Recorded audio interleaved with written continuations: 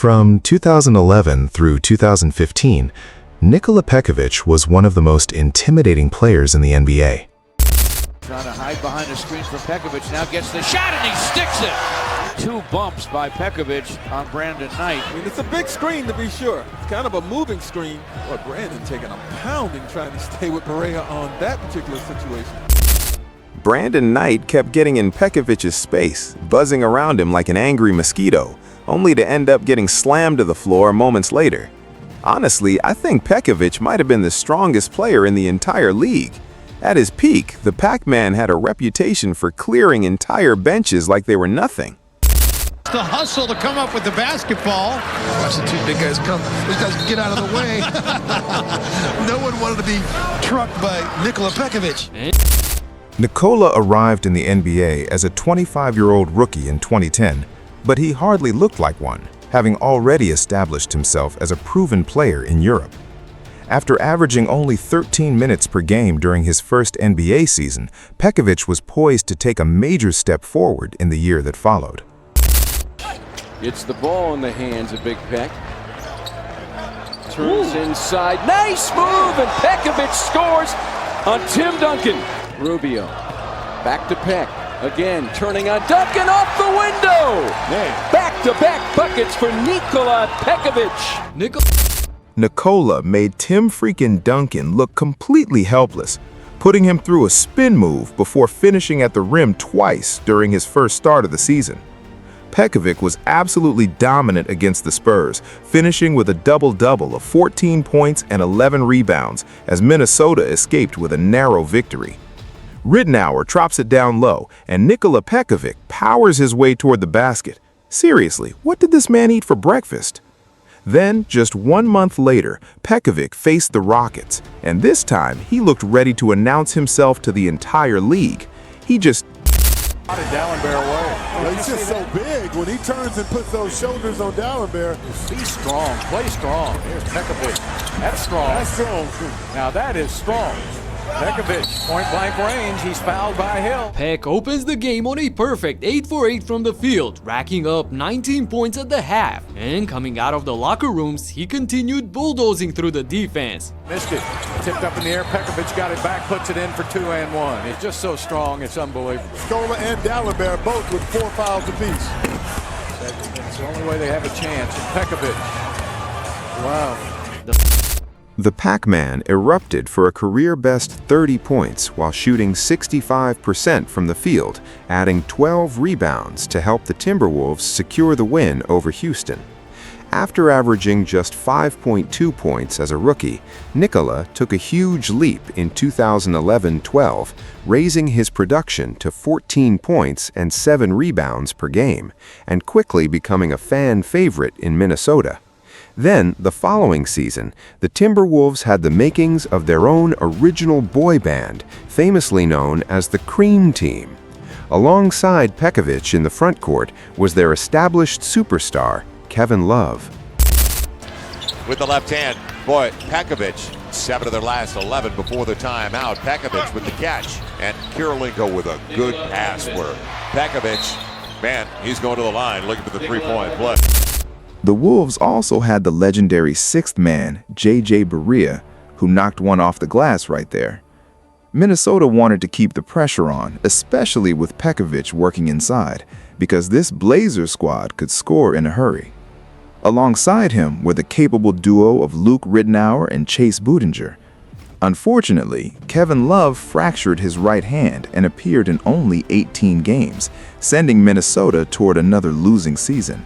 But for Pekovic, Love's absence meant more opportunities, more minutes, and a chance to take another major step forward statistically. Inside, hits early. First half here, target center. Inside for Pekovic, and why not? Pekovic having himself a heck of a start to this night. Fed inside for Pekovic, and how pretty was that? Nikola messed around and got 28 points and 11 boards on 65% efficiency in the tight win over the Suns at home. Then against Al Horford and the Hawks in early January, without Kevin Love on the floor, Pekovic played like an all-star. Nikola Pekovic playing with that hip strength. Against the Hornets and rookie Anthony Davis, Nikola delivered another monster performance, setting a new career high with 31 points while shooting an incredible 14 of 18 from the field. And naturally, every single one of those buckets came from inside the paint. In fact, Pekovic never attempted a three-pointer throughout his entire career. According to the shooting data, roughly 95% of his scoring came from within 10 feet of the basket. Talk about knowing exactly where your game was strongest. Then, just 2 weeks later against the Suns, the man Minnesota had started calling the Godfather put together another dominant performance. The putback against the Denver Nuggets. In fact, they've made 11 or more 3 straight games coming into the night. Pekovic inside. Love puts it on the floor for Pekovic, who gets a finish. Albeit in an overtime loss against the Clippers, Pekovic posted a new career high of 34 points. However, he didn't have trouble handling their city rivals. Feed inside, Pekovic off the glass and in. Pekovic up to 16 points on 5 of 6 shooting. Timberwolves 16 assists on their 20 makes and in the midst of an 11-0 run. Nikola casually put together another monster outing, finishing with 28 points and 11 rebounds while shooting 65% in a close home victory over the Suns. Then, in early January, Minnesota faced Al Horford and the Hawks without Kevin Love on the floor, and Pekovic stepped into an even bigger role. He looked every bit like an all-star. Nikola Pekovic, still dealing with the hip strain he had suffered the other night, gets the bucket. A little pick and roll develops, they feed Pekovic inside, and the Wolves executed perfectly. Pekovic goes to work like a bulldozer, powering his way into the paint against Josh Smith. Not Horford, not Josh Smith, nobody could keep the giant from Montenegro away from the basket. And just look at Big Al getting pushed backward while Pekovic barely moves, standing there with his arms raised. That's pure strength. Pekovic dominated Atlanta with 25 points and 18 rebounds while shooting 60%, leading Minnesota to the victory.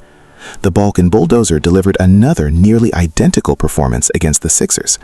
Ridnour brings it back for Pekovic. Nice move from the big man, and he'll head to the line for a three-point play opportunity. Karolinko goes over the shoulder to Pekovic. Once again, Pekovic was completely at home in the paint, repeatedly breaking down the defense with his physical style.